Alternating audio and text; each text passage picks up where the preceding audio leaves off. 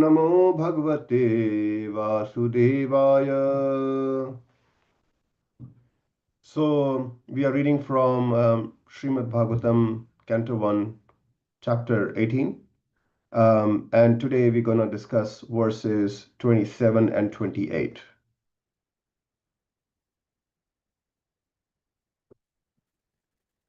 So, verse number 27.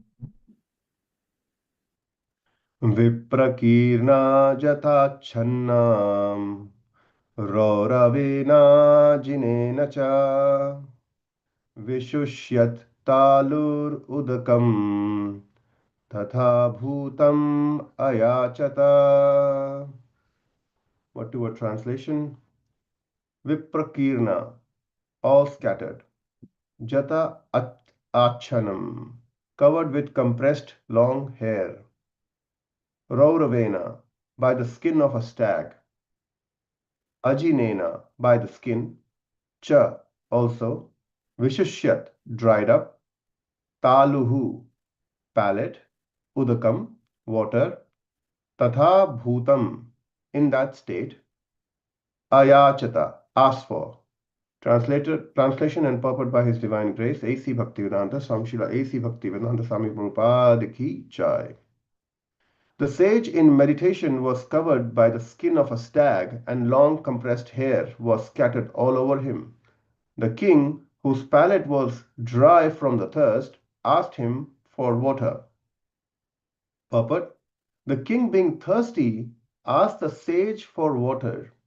That such a great devotee and king asked for water from a sage absorbed in trance was certainly providential.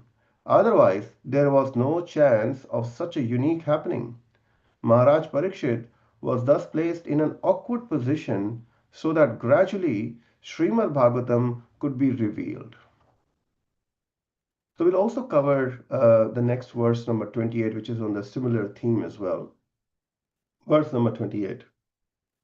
Alabdha trinabhumyadir asampraptarghya shunrataha avagnatam evatmanam manyamanaschukopaha. What translation? Alabdha, having not received. Trina, seat of straw. Bhumi, place. Adihi, and so on. Asamprapta, not properly. Received. Arghya, water for reception. Sunrataha, sweet words. Avagnatam, thus being neglected. Iva, like that. Atmanam, personally. Manyamanaha, thinking like that. Chukopa, became angry. Ha, in that way. Translation: the king, not received by any formal welcome by means of being offered a seat, place, water, and sweet addresses, considered himself neglected, and so thinking he became angry. Would anyone like to read the purport? I can read for you. Thank you, Mataji. Hare Krishna. Hare Krishna. Purport. The law of reception in the codes of the Vedic principles states that even if an enemy is received at home, he must be received with all respects. He should not be given a chance to understand that he has come into the house of an enemy. When Lord Krishna, accompanied by Arjuna and Bhima, approached Jarasandha in Magad, the respectable enemies were given a royal reception by King Jarasandha. The guest enemy, namely Bhima, was to fight with Jarasandha, and yet they were given a grand reception. At night they used to sit down together as friends and guests, and in the day they used to fight, risking life and death. That was the law of reception. The reception law enjoins that a poor man who has nothing to offer his guest should be good enough to offer a straw mat for sitting, a glass of water for drinking, and some sweet words. Therefore, to receive a guest, either friend or foe, there is no expense. It is only a question of good manners. When Maharaj Parīkṣit entered the door of Samika Rishi, he did not expect a royal reception by the Rishi. because he knew that saints and rishis are not materially rich men. But he never expected that a seat of straw, a glass of water, and some sweet words would be denied to him. He was not an ordinary guest, nor was he an enemy of the rishi, and therefore the cold reception by the rishi astonished the king greatly. As a matter of fact, the king was right to get angry with the rishi when he needed a glass of water very badly. To become angry in such a grave situation was not unnatural for the king, but because the king himself was not less than a great saint, his becoming angry and taking action was astonishing. So it must be accepted that it was so ordained by the supreme will of the Lord. The king was a great devotee of the Lord, and the saint was also as good as the king. But by the will of the Lord, the circumstances were so created that they became ways to the king's becoming unattached to family connection and governmental activities, and thus becoming a completely surrendered soul unto the lotus feet of Lord Krishna. The merciful Lord sometimes creates such awkward positions for his pure devotees in order to drag them towards himself from the mire of material existence. But outwardly, the situations appear to be frustrating to the devotees. The devotees of the Lord are always under the protection of the Lord, and in any condition, frustration, or success, the Lord is the supreme guide for the devotees. The pure devotees therefore accept all conditions of frustration as blessings from the Lord. Thank you, Prabhu. Thank you, Mataji. Hare Krishna. Om Jnana-timirandasya Jnananjana-shalakaya Chakshurunmilitam Yena Tasmai Shri Guruve Namaha. Nama Om Vishnupadaya Krishna Prishtaya Bhutale Srimate Bhakti Vedanta Swaminiti Namine. Namaste Saraswate Deve Gauravani Pracharine Nirvishesha Shunyavadi Paschatadeshatarine. Jai Sri Krishna Chaitanya Prabhu Nityananda Shri Advaita Gadadhara Srivasadi Gaura Bhakta Vrinda. Hare Krishna Krishna Krishna Hare Hare Hare Rama Rama Rama Hare Hare. So we are reading from Srimad Bhagavatam, Canto 1, chapter 18 and verse 27 and 28 is what we discussed today. So in the last few verses, we have been discussing what happened in Maharaj Parīkṣit's life that made him so fortunate that he was able to hear Srimad Bhagavatam from Sukdev Goswami, that he was fortunate that Srimad Bhagavatam was revealed to him. So the whole background events have been explained by Sutta Goswami to the sages and Naimisharanya. So in the last few verses, it is mentioned that how while hunting for wild animals in the forest, Maharaj Parīkṣit became really fatigued, thirsty, and hungry. And then in search of water, he went to the hermitage of Shamik Rishi. Then it is explained when Maharaj Parīkṣit arrived, Shamik Rishi was actually absorbed in trance and was meditating on the absolute truth. And in today's verse, verse 27, firstly, Shamik Rishi's physical appearance has been described while he was meditating. How while in meditation, he was covered by a skin of stag and long compressed hair were scattered all over him. So these descriptions are very similar to yogis who are meditating on Lord's Brahman or Paramatma aspects. So Shamik Rishi was a qualified yogi. A qualified yogi follows all the 8 limbs of yoga, starting with yama, abstinence, niyama, observances, asana, postures, pranayama, breath control, pratyahara, withdrawal of senses, dharana, concentration, dhyana, meditation, and samadhi, absorption. So he was following all these steps and he was in this dhyana to actually then achieve this samadhi, this trance, absorption, complete absorption on the absolute truth. So this is very unlike what today's definition of yoga, what we see around, where people only follow one of the limbs of yoga, which is asana or doing postures, but actually don't emphasize at all on the other 7 limbs. So this is the reason dhyana yoga is not the prescribed method for attaining the absolute truth in this age. Because it's very difficult to do this. The prescribed method in today's age is bhakti yoga. And we have very nicely been given 9 processes of bhakti as mentioned by Prahlad Mahārāja in Srīmad Bhāgavatam. So then it is explained in this verse that the king whose palate was dry from thirst asked him for water. And in the purport, Prabhupada mentions that the king being thirsty asked sage for water, and that such a great devotee and king asked for water from a sage absorbed in trance was certainly providential. Otherwise, there was no chance of such a unique thing. And if we see, this is so true. Maharaj Parīkṣit, actually, he was not an ordinary king. He was one of the most qualified Kshatriyas, last qualified Kshatriyas who actually ruled the entire world. He was a strong warrior. He was a Raj Rishi, like a saint, a king who is also a saint. That means he had this ability to do administration like a Kshatriya, but because he is a saint, he's also completely in control of his senses. And if someone is fully control of his senses, would normally not disturb anyone who is in trance. Yet somehow by Lord's arrangement, he felt extremely fatigued and hungry and thirsty while he was in the forest. And then when he reached Shamik Rishi's ashram, he was expecting all kind of welcome that was normally expected. And in verse 28, it is described how whatever he was expecting was actually very genuine. A normal king is not an ordinary person. A king is not an ordinary person. It's like if a prime minister comes to your house, even if you don't know the prime minister, you will welcome him. But if you know the prime minister, you will make all sorts of arrangements because he's not an ordinary person. That's just normal etiquettes.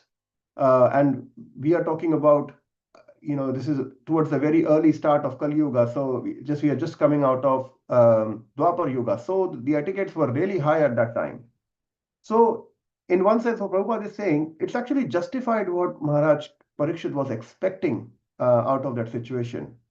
But then it was extraordinary also because he's not a normal king. He's a Rajrishi. So he should not accept at the same time because he's a saint. So he should understand that a rishi is in trance. But this is a very, very awkward combination of events that Prabhupada is pointing out here that has happened.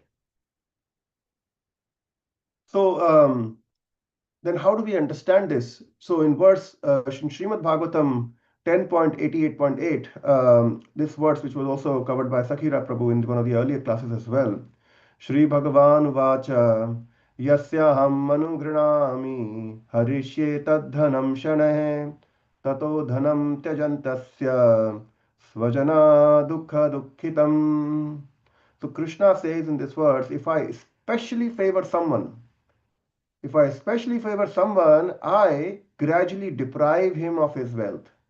Then what happens obviously next? If one is deprived of his wealth, then the relatives and the friends of such poverty-stricken men abandon him.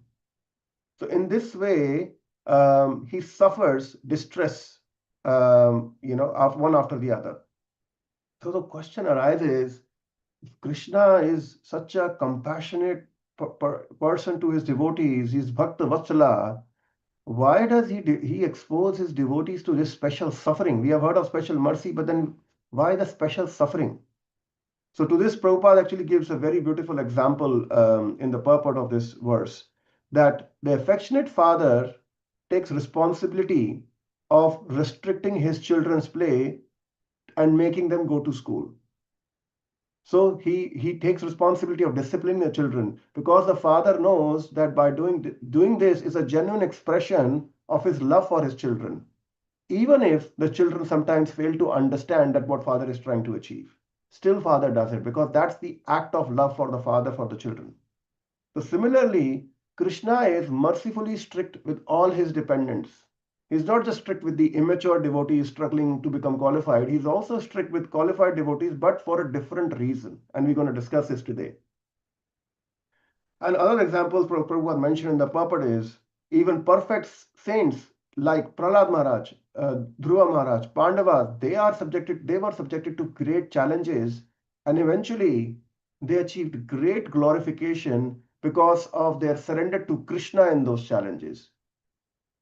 So by doing this, actually, um, Krishna made them glorified, because otherwise their journey would not be any special, because they faced so many atrocities, tribulation, and they still surrendered to Krishna in those times. That's why they became these great Vaishnavas. And then in the purport is further mentioned that the Lord imposes any suffering imposed on his beloved, when the Lord imposes suffering on his beloved devotees, actually the devotees do not regard this as troublesome. Actually, pure devotees feel that these suffering are actually liberating, and they give rise to unlimited pleasure in one sense, because they give ability for devotee to only focus on Krishna and not get distracted by anything.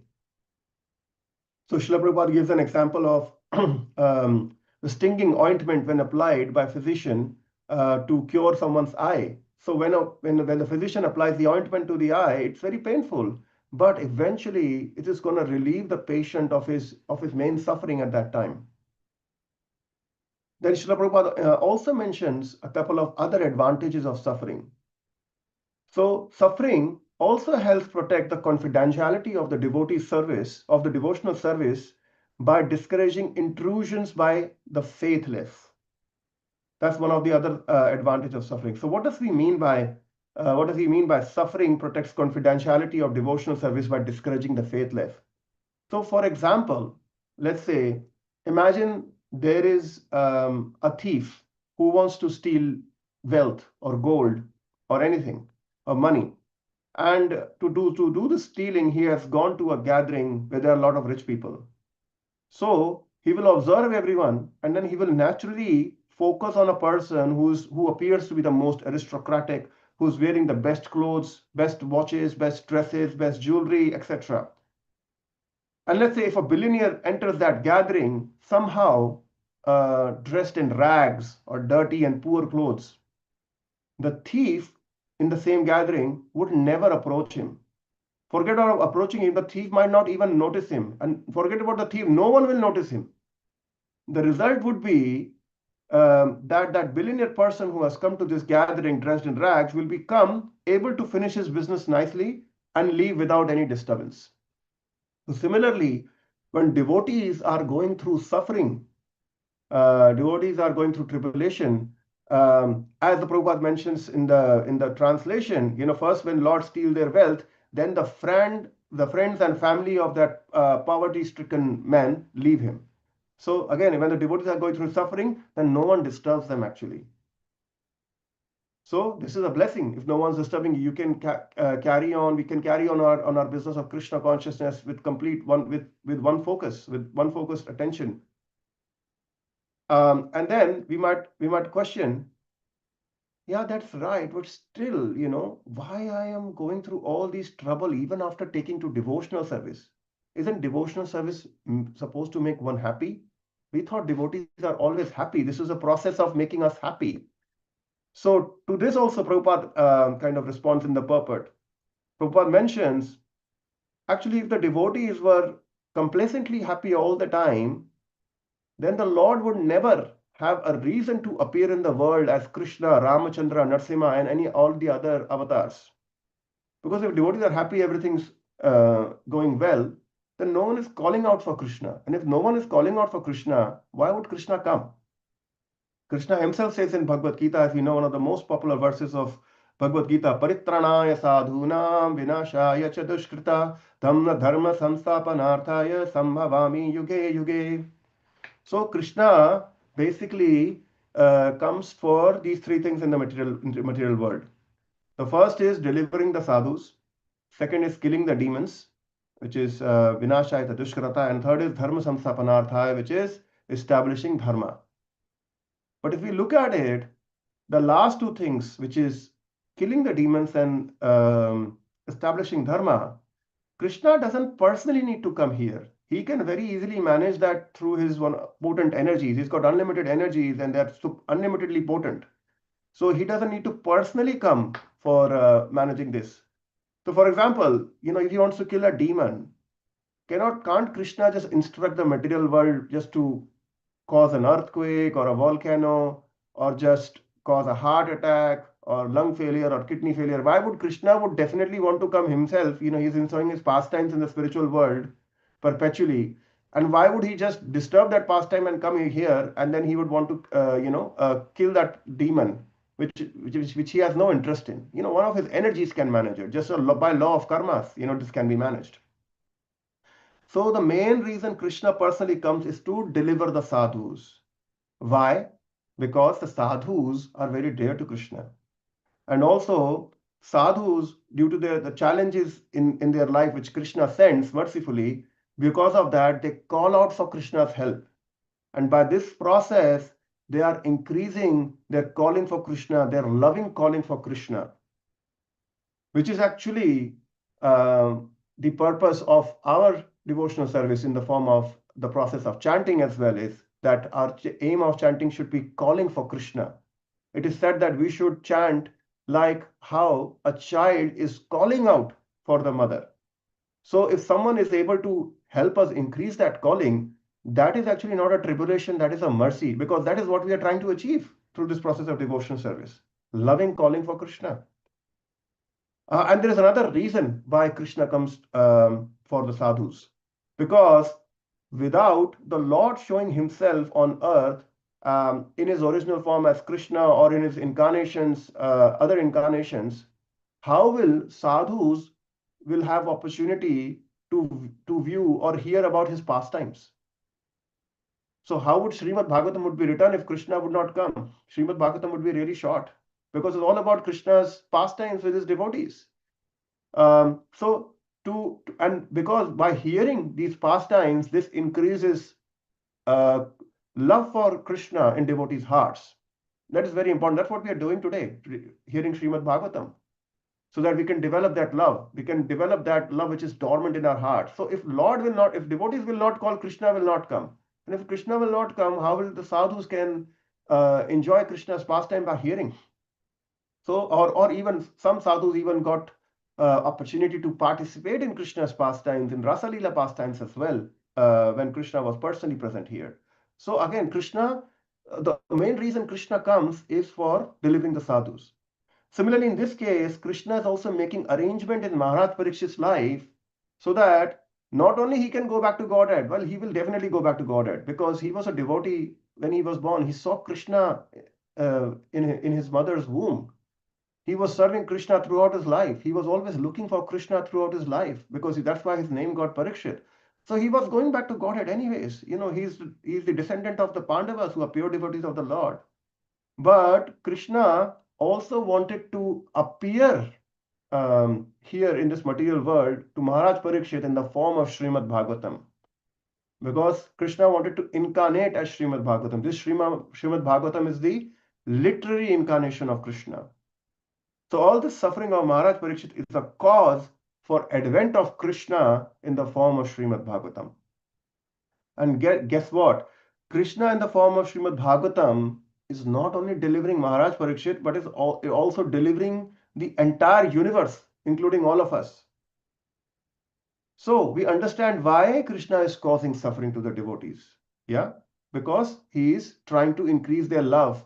Then he is trying to appear. Because all in devotees suffering makes devotees call for Krishna, and that makes Krishna appear. And here in this case, Krishna is trying to appear as Srīmad Bhāgavatam in front of Mahārāja Parīkṣit and all of us as well. But let's discuss, this is what Krishna's point of view is, but let's discuss how a surrendered devotee takes this suffering. So in Kunti Maharani prayers, she very wonderfully mentions in 1.8.25, Vipada Shantuta Shashva Tatra Tatra Jagadguru Bhavato Darshanam Yatsyada Punarbhava Darshanam. So lot of us will have, most of us would have experience of hearing Mahabharata or having some knowledge about it. So let's just recap the kind of tribulations Kunti Maharani, whose mother of Pandavas, went through. So Kunti Maharani, she had a son before marriage by mistake when she was testing a mantra.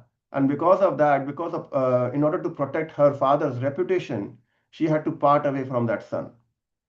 Then when she married Pandu, soon after the marriage, her husband Pandu got cursed, and they had to move to a forest, leaving the kingdom. Then her husband Maharaj Pandu actually eventually died due to that curse. After that, she came to a kingdom, back to the kingdom, and her son Bhima was poisoned by the Dhritarashtra's son. And then afterwards, when they grow, her sons grew up further in all the challenges. She and Pandavas were in a palace which was burned. There was an attempt made to kill all of them. After which they left that palace, and they were living in incognito for some time.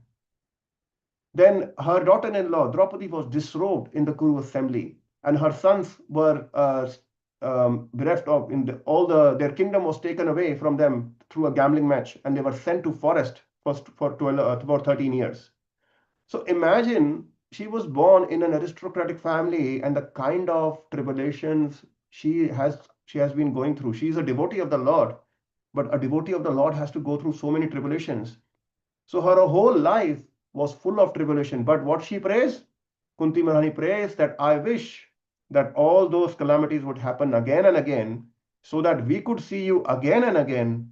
For seeing you means that we will no longer see repeated births and deaths. So see the clarity of Kunti Maharani. After going all these tribulations, she has still clarity that seeing Krishna during those turbulent times is the best thing that can happen, because that will actually remove the real tribulation in our life, which is the repeated birth and death in this material existence. Then she further mentions in verse 27 in her prayers, Namo kinchana vittaya nivritta gunavrittaye atmaramya shantaya kaivalya pataye namaha. So Kunti Maharani is saying, my obeisances are unto you who are the property of the material impoverished. Akinchana vittaya. So akinchana means impoverished, and vittaya means property. So you are property of the one who is impoverished. In the purport, Srila Prabhupada is saying that actually the devotees of the Lord are called akinchana because they have practically no material assets. These material assets are products of three modes of material nature, and what they do, they foil spiritual energy, and thus the less we have these such products of material nature, the more we have a good chance of spiritual progress. So for sincere devotee, the material assets or situation become a roadblock if the material assets become a roadblock in their spiritual growth, and if Krishna wants to bring the devotee back to him in an expedited way, then Krishna makes special arrangements. He creates conditions by which devotee can leave all these material entanglements and can engage in Lord's direct service. This is what we can see in this case of Maharaj Parīkṣit. So this doesn't mean that if we have material assets, we should just give them away. No, we don't work on the principle of bhoga and tyaga. We work on the principle of yukta vairagya, which means whatever we have, we use and engage in Krishna's service. Whatever Krishna has given us by providence, we accept it, we express gratitude for it, but then we engage in Krishna service. And if we do that, then that material asset is no longer a roadblock. That is actually a paraphernalia. That is actually tadiya. That is actually using it in Krishna's service. Then that asset or that material relationship or a material situation is no more material. It becomes spiritual because it's been engaged in Krishna service. This is only when that material, if a material asset or a material situation or a material relationship is actually entangling us and taking away from Krishna, this is when Krishna makes a special arrangement of taking that away. And in this example, Maharaj Parīkṣit, he's actually not attached to any of his assets or position. Krishna was actually, Krishna's will was that Maharaj Parīkṣit now leave all these indirect services and absorb completely in Krishna in the form of Srīmad Bhāgavatam, which is a direct service. So this was Krishna's will. That's why he created these circumstances in life of Maharaj Parīkṣit. And we can see other examples of jivas who face so many tribulations in their life and how Krishna intervened. There is example of Sanatan Goswami.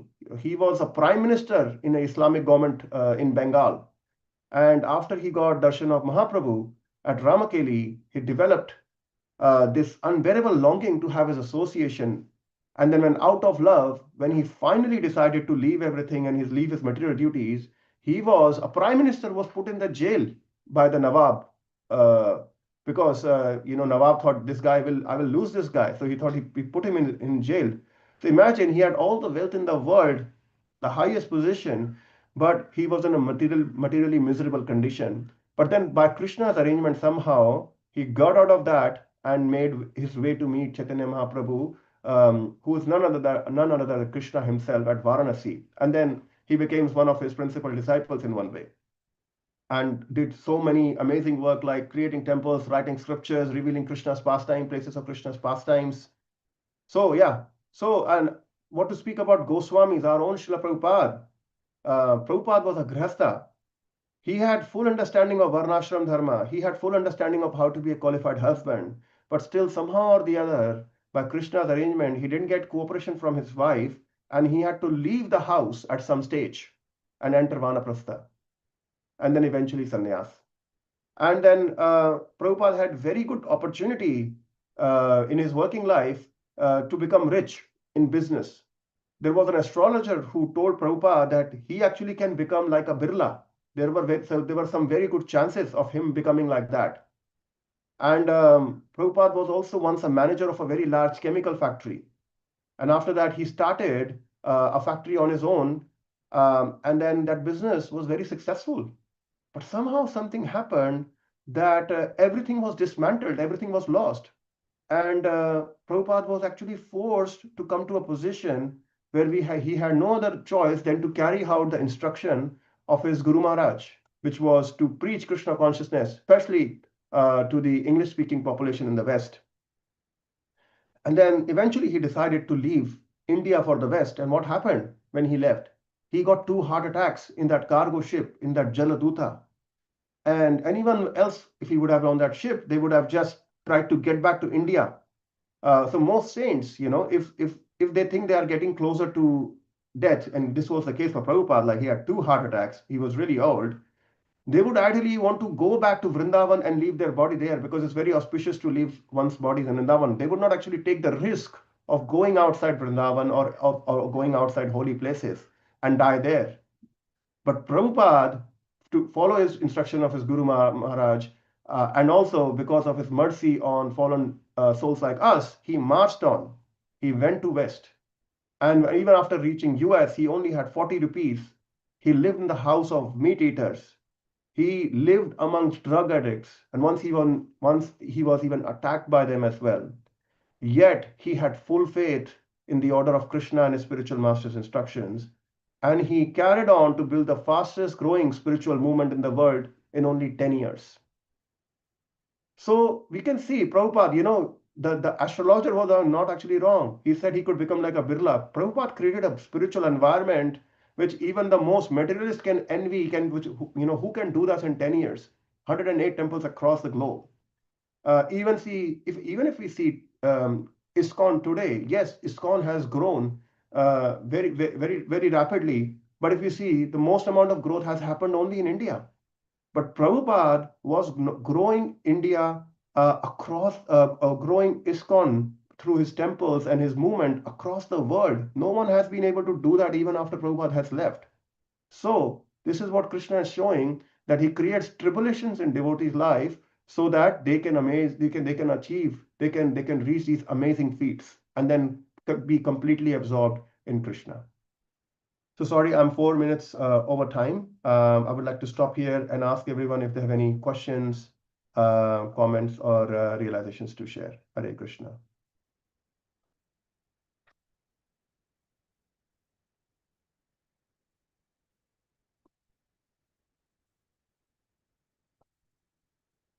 Okay, if no comments, Grantraj, srimadbhagavatam ki jai, Jagat Guru, Srila Prabhupada ki jai. Have a wonderful Krishna conscious day, dear devotees. Hare Krishna.